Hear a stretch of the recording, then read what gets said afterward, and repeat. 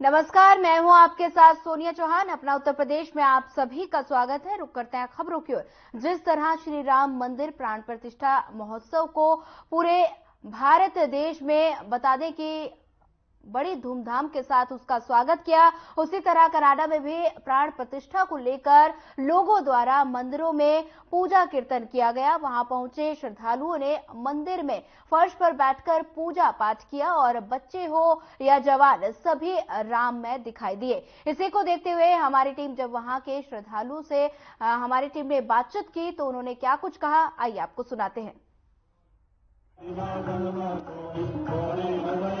बड़ा ही ऐतिहासिक दिन है भारत में। 22 जनवरी है, जैसा कि हम सब जानते हैं। अयोध्या में राम मंदिर का उद्घाटन किया जा रहा है।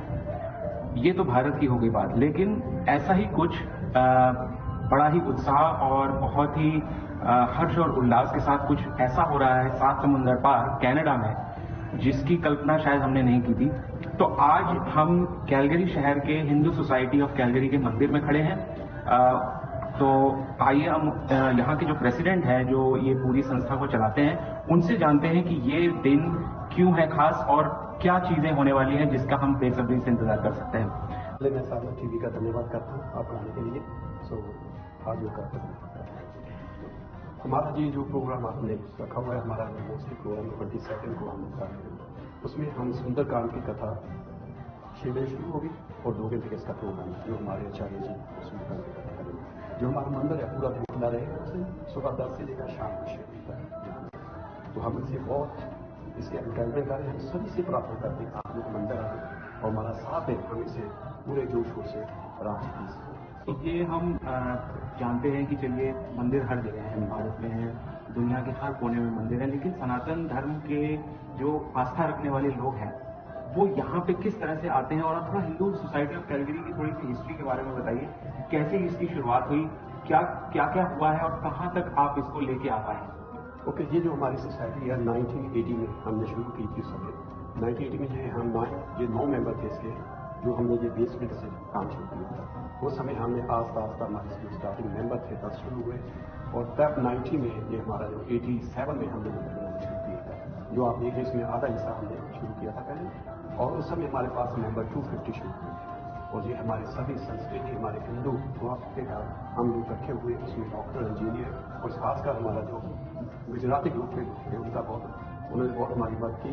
इस वजह से भी हमारा अब तक जो हमारे टोटल मेंबर है हमारे ऑलमोस्ट 3200 फैमिली हमारे साथ जुड़ी हुई है।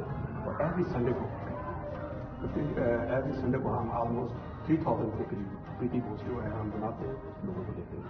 तो अभी हमारी मेंबरशिप आस्ता आस्ता बढ़ गई है। ये मोस्टली हमारा हिंदू संस्कृति के लिए है और परमात्मा की बात से हम आगे आस्ता आस्ता बढ़ रहे हैं। जैसे कि हम सब जानते हैं कि कनाडा में बाहर से लोग काफी हद तक आते जा रहे हैं और मतलब पिछले 3-4-5 सालों में यहाँ की जनसंख्या, स्पेशली जो इंडिया जो ओरिजिन से आते हैं, वो काफी बढ़ गई है और हर साल वो बढ़ती चली जा रही है।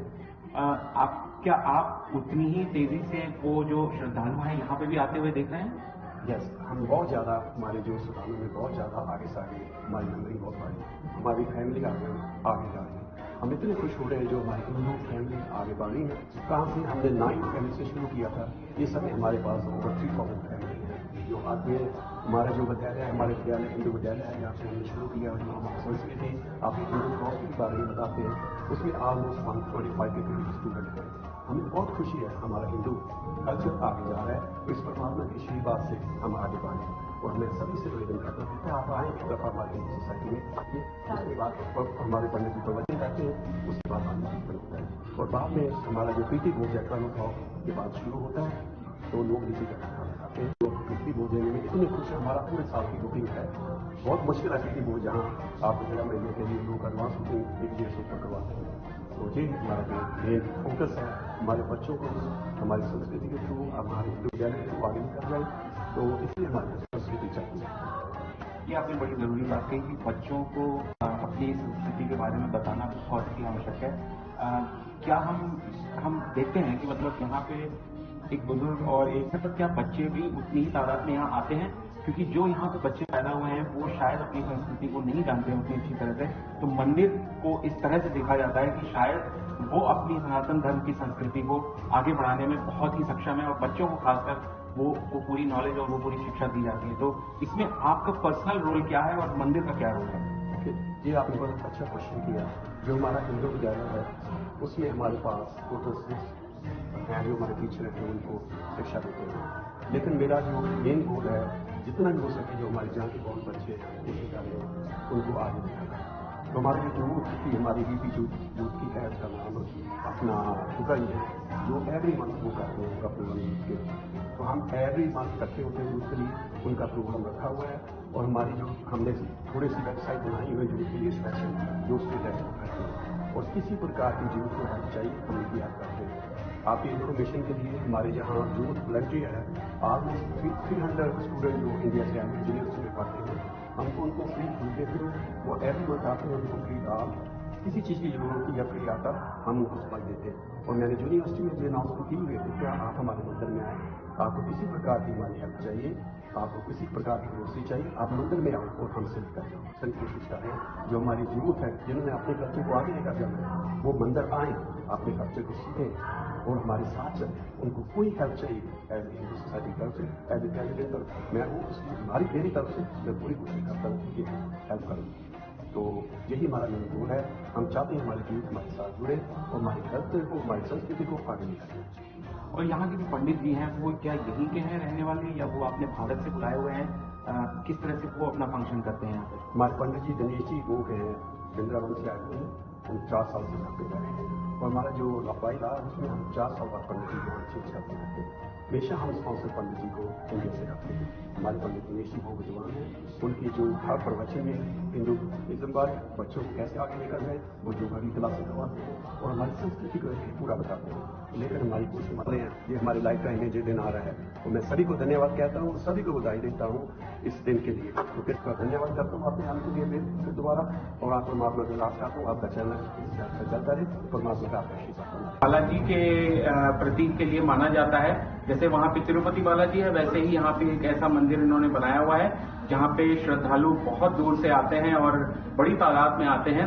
तो आइए यहाँ के प्रबंधकों से बात करते हैं कि यहाँ पे क्या कर रहे हैं और यहाँ पे इस मंदिर के लिए इन्होंने क्या आज तक किया हुआ है। मेरा नाम जय सिमन है। इस टेम्पल हम 2012 से स्टार्ट किया। हमने स्टार्ट किया कि क्या करना है एक मंदिर बनाना है हिंदू समाज के लिए सनातन धर्म के लिए। इसलिए हमारा टेम्पल ही सनातन करके स्टार्ट होता है। तो 2012 से 2016 में हमारा टेम्पल छोटा सा शुरू हुआ बहुत छोटी सी थी और वहाँ से अब अपना खुद का एक मंदिर यहाँ खड़ा हुआ है। तिरुपति से बालाजी आए हुए भगवान है आप सब देख सकते हैं। तो ये यहाँ का बढ़िया सा जो भी इंडियन कम्युनिटी है वो उनके लिए सेटअप करती है और जो भी श्री भगवान बालाजी का भक्त है वो सब यहाँ आते हैं और भगवान शिव जी का भक्त है और श्री साइड का भक्त है वो सब यहाँ आते हैं। हमारा जैसा भी ये कम्युनिटी ग्रो हो रहा है जैसे हमारा टेम्पल भी ग्रो हुआ है और हम आजकल बहुत सारे जैसा कि हम देख रहे हैं कि ये तिरुपति बालाजी के लिए आधारित है ये मंदिर। तो क्या यहाँ से सिर्फ दक्षिण भारत से लोग आते हैं या उत्तर भारत और पूरे भारत से लोग आते हैं? पूरे विश्व से लोग आते हैं यहाँ सिर्फ भारत ही उत्तर भारत से भी आते हैं दक्षिण भारत से भी आते हैं और दक्षिण भारत से भी आते हैं। सभी लोग जो भी भगवान शिव को मानते हैं भगवान वेंकटेश्वर स्वामी बालाजी को मानते हैं सभी लोग आते हैं। तो मंदिर के बारे में थोड़ा सा और बताइए जो यहाँ पे जो आप जितने लोग हैं वो किस तरह का यहाँ पे काम कर रहे हैं और यहाँ की जो जनता है उसके लिए आप क्या काम कर रहे हैं उसके बारे में थोड़ा बताइए। हम यहाँ 2-3 तरह का अदर एक्टिविटीज यानी अलग से एक्टिविटीज करते हैं। मंदिर एक होते हैं जो फेथ के लिए होते हैं। फेथ के साथ जो अपने अपने कर्म का जो भी होता है उसके भी हम साथ देते हैं। जिनका भी घर में जो करना पड़ता है तो थोड़ा काम करते होते हैं वो सभी में हम इनका साथ देते हैं। कम्युनिटी में जो एडिशनल चैरिटेबल एक्टिविटीज है जैसे स्टेडियम में जाना है और फूड बैंक में जाना है वो सब तो हम करते रहते हैं। और हमारा कल्चरल पार्ट में भी ऐसा है कि बहुत सारे क्लासेस चलाते हैं बच्चों को पढ़ाना जो वेद पाठ पढ़ाना है जो श्लोकों को पढ़ा रहे हैं, संस्कृत में पढ़ा रहे हैं और हिंदी मातृभाषा या जो भी इंडियन लैंग्वेज जो भी मातृभाषा है उसको बढ़ावा देना और संगीत को बढ़ावा देना और डांस को बढ़ावा देना, इसका मतलब 21 जनवरी को क्या खास होने वाला है यहाँ पे, उसके बारे में थोड़ा बताइए। 21 जनवरी यानी इंडिया में जो 22 जनवरी को इतना बड़ा जो महोत्सव हो रहा है, श्री राम जी का मंदिर जो बन रही है श्री अयोध्या की, उसके सेलिब्रेशन में हमारा उसी टाइम फ्रेम में 21 जनवरी शाम से यहाँ प्रोग्राम स्टार्ट हो रहा है। 5:30 बजे से राम जी का बड़ा सा अभिषेक हो रहा है। उसके बाद उनका पूजा होगा। यहाँ एक छोटा सा उत्सव भी मनाएंगे, दीपोत्सव भी है। उसके बाद राम नाम का राम तारक जप का जो है तो वो 1008 बार राम तारक जप का जाते हैं। रामायण में हम पूरा सा रामायण तो एक दिन में पढ़ नहीं सकते, लेकिन उसमें संक्षिप्त रामायण करके उसका पारायण भी होगा और गायत्री रामायण करके उसका पारायण होगा और राम नाम का 1008 बार की जाप होगा और हनुमान चालीसा का भी जाप होगा। ऐसे रात 12 बजे तक हम करेंगे। 12 बजे तक जब श्री अयोध्या जी में जो प्रतिष्ठापन का मुहूर्त निकलता है, हम यहाँ लाइव टेलीकास्ट भी चला रहे हैं और जैसा आपने बताया कि तिरुपति जी से बालाजी यहाँ पे आए, तो क्या ये जो आपने स्थापना की है इतनी सुंदर मूर्ति की, क्या ये मूर्ति वहीं से आई है?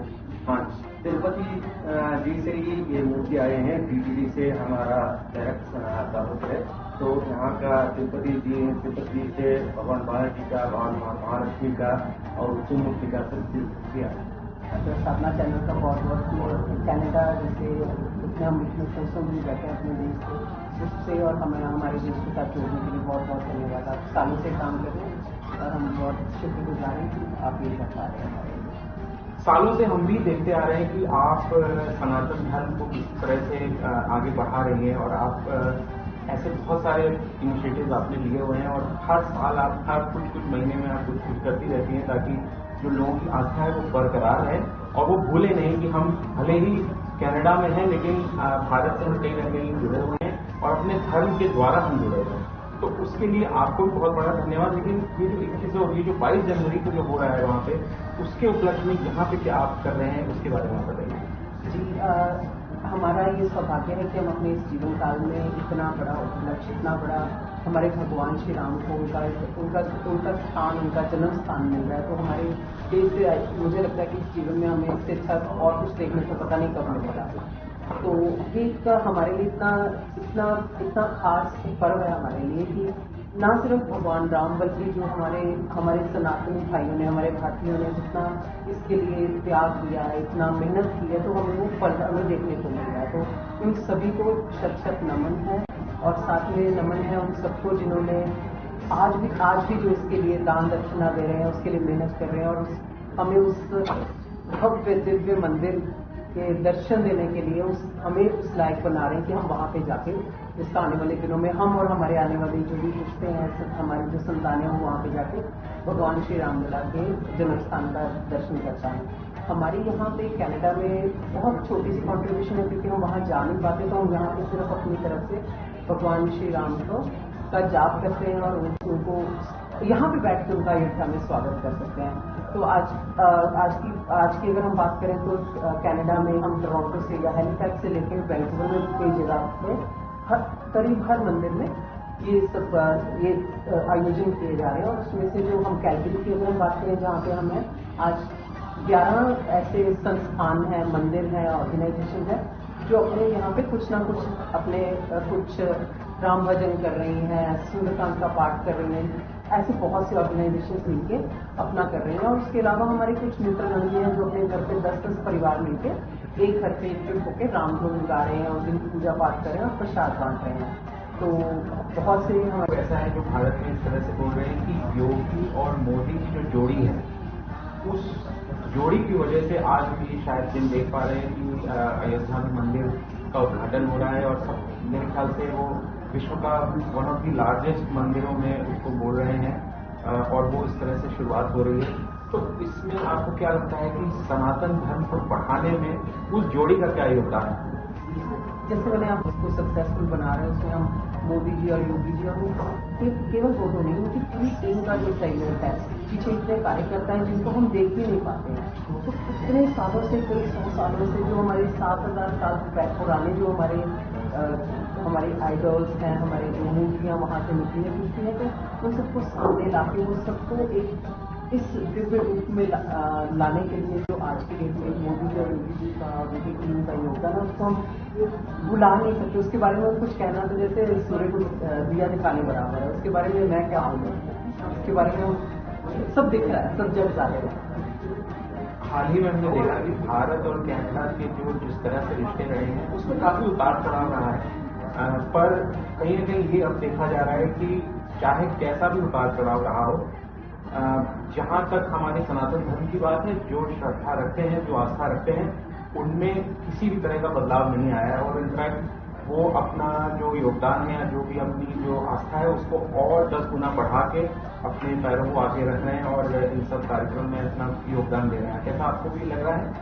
देखिए, ये सब पॉलिटिकल ड्रामा कह लीजिए या पॉलिटिकल मैटर्स कह लीजिए, वो सब है। तो एक आम इंसान जो पॉलिटिक्स में इन्वॉल्व नहीं है, हम जैसा, जो कि सिर्फ अपने धर्म को मानते हैं और उसी की बेस्ट प्रैक्टिसेस को फॉलो करते हैं, तो हमें वो मैटर नहीं करता कि क्या चल रहा है। क्योंकि आज की कभी अच्छे रिलेशनशिप्स रहेंगे, कभी रिलेशनशिप में थोड़ी खटास आएगी, फिर उसमें फिर मिश्री घुलेगी। तो हम वही लेके चल रहे हैं कि कनाडा और भारत के रिश्ते फिर मजबूत वैसे ही हो जाएंगे और फिर ये सब चीज़ें धीरे धीरे लोग भूलते भी जाते हैं और फिर कुछ और नई चीज़ें जुड़ती रहती हैं। तो हम आशा करते हैं कि हमारे आने वाले दिनों में और आने वाले वर्षों में भारत और कनाडा के रिश्ते और भी इम्प्रूव होंगे और हम इसी प्रकार से अपने सनातन का ध्वज जो है, जो भारत में भी लहराते रहेंगे और कनाडा में भी लहराते रहेंगे और अच्छी प्रैक्टिसेस को हम लोग दोनों तरफ अपना कल्चरल वैल्यूज ऐड करते रहेंगे।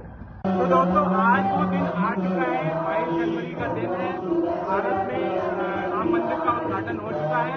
हम कैलगरी में हैं, कनाडा के बहुत ही प्रख्यात शहर में, और इस समय